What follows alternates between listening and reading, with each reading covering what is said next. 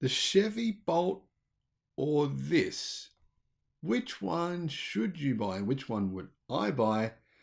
Well, it's a very good question. One of my favorite and relatively affordable electric cars is coming to the United States. And frankly, I'm stoked. I'm a big fan of this car. Hello, my friends. Welcome to the channel. I'm the Electric Viking. Great to see you. Let's get right into it. I'll be at fully charged in Sydney next year, San Diego, and London. And I'd love to see you there. I put a discount code so you can get 10% off tickets in the description below. Make sure you use that code when you get your tickets. And let's meet up and grab a bite to eat, have a chat, talk about EVs. You can ask me any questions you like. Fiat 500e. I've been looking at these cars for a few years now, been around for a while. It is without a doubt a very stylish, cool looking mini EV. It's a mini car, but it doesn't really have that sort of feel like this is a mini budget car because, well, first of all, it's not budget. To be fair, Wuling Hongguang Mini EV, the world's third best-selling EV this year so far, is a fraction of the cost. I mean, it's about a quarter of the price. But of course, this is in some ways a different vehicle. First of all, it's not a quadricycle. Second of all, it looks freaking awesome. That's what I think anyway. I'm not sure everyone's going to agree with that, but I love it. Let me know your thoughts in the comment section below. I've always been a fan of hot hatches. This thing is, well, it's like a warm hatch, but they're going to bring the Abarth version, which is the hot hatch version, as well to the US. So Stellantis, who I'm not a big fan of their CEO, but I do like their cars. In particular, I like cheap electric cars and this Fiat 500e. The Fiat 500s will again be driving around in the US like they did back in 2011 within about just over a year's time. So these are going to go on sale in the first quarter of 2024. Sounds like a long way away, but I mean, realistically, we're only looking at about 13 months away from now when you're going to see some of these getting around on United States roads. And realistically, the more of these, the better. Let's be frank. Would you prefer to see massive Hummer trucks driving around, right? Even if it's the electric Hummer, or these? What makes more sense, realistically, for the average person? I think it's fair to say these do. Fiat made the announcement at the 2022 Los Angeles Auto Show where it brought several special variant 500Es to highlight its spectrum of possible customization. The three special models that they brought were the Armani, the Bulgari, and the Cartel, and they are really three very different interpretations of how the 500e could be personalized, although I don't think many people would be very interested in either of those three types of personalization options. I'd say most people just want a more affordable, small electric car, especially one that's made very well like this is. Oliver Francois, the CEO of Fiat and Stellantis Global CMO, who seems to have more of his head screwed on a little bit better than the CEO of Stellantis, said, "Today more than ever, we are facing a global revolution, which means that customers are looking for more than just a car, and we intend to embrace their changing needs.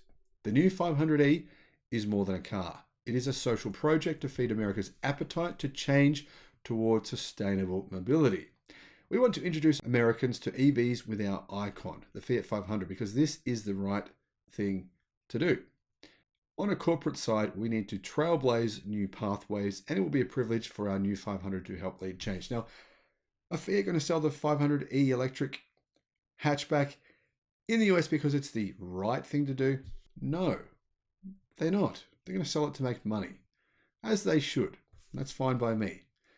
The actual previous gen Fiat 500, which was a gasoline-powered car, was discontinued in the US in 2019 because it wasn't selling. But I think this is going to sell. But of course, it depends on the price. So what is it going to cost?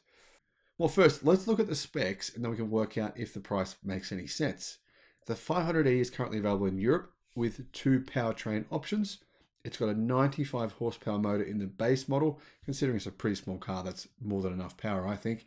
And it's got a 23.8 kilowatt hour battery pack, which is the same size battery pack as the pack you get in the extended range Wuling Hongguang Mini EV, which is a similar size to this car because it's a bit longer than the standard Wuling Hongguang Mini EV. And that model costs, about 11,000 US dollars. Imagine if those were available, but they're not. I digress. It's got 118 horsepower and a 42 kilowatt hour battery pack in the second model variant. That's the more expensive variant. The latter has a real world range of 300 kilometers. So the base model, 300 kilometers of range, which is 186 miles. How fast are they? Well, the base model can do 0 to 62 miles an hour, which is 0 to 100 in 9 seconds. And the top speed is 150 kilometers an hour or 93 miles an hour. So yeah, you wouldn't have any problems driving one of these on a highway. I don't really like these kind of wacky comments that people make where they say, oh, you wouldn't want to drive a small car around. Someone in a pickup truck will just drive right over you. I've been to the US. People in pickup trucks don't just drive over small cars. That's not a real thing. So please, keep it logical.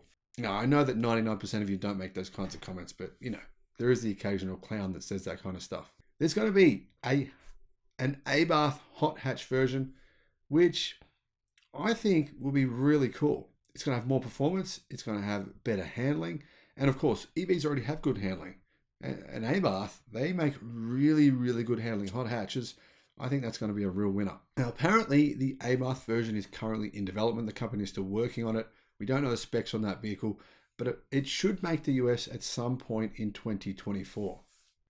Now, all this stuff, actually, we don't know if that's the specification coming to the United States, because Fiat have said they'll unveil the US spec version of the Fiat 500 at the 2023 Los Angeles Auto Show. And aside from predictable possible minor aesthetic changes, it should have the same specs as the version with the bigger battery and the extra power. Plus, it sounds like Americans will also get the Abarth model, which I'm going to guess will have additional power on top of that. In Europe, the 500e costs 30,000 euros, which is around 30,000 US dollars. And the long range variant with the more power as well costs 35,000 euros, which is about 35,000 US dollars. Will the prices be the same? I'd guess they'd be similar. Now I'm going to say it. I know you're thinking it. You must be, surely. Bolt, Chevy Bolt. Yeah, cheaper, better range, bigger car, better value, and you'll be right.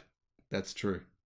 But hey, it's still cool to have another option like this. I mean, say a lot of people do like this kind of car. It's sort of sexy, looks cute, and not everyone needs a bigger car. Not everyone needs a Chevy Bolt. Some people, maybe this is all they need. So it is good to have another option. And remember, Fiat will have to compete with the Bolt, so maybe they'll bring the prices down. That is possible. So where will it be built? Will you be able to get the tax credits in the US to get the $7,500 discount?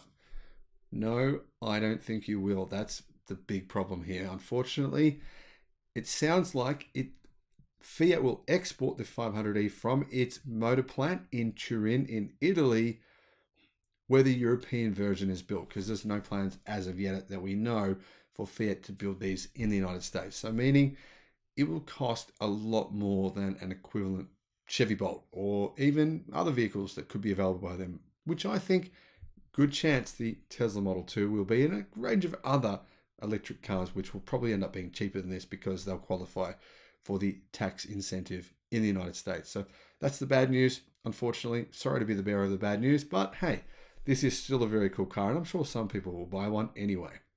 Personally, like I said, I really like it. It's a pity that they're not building them in the US. Thanks for watching. Let me know your thoughts on the car in the comment section below. Would you consider one for a price of 30,000 US dollars? Have a great day, my friends. Bye-bye.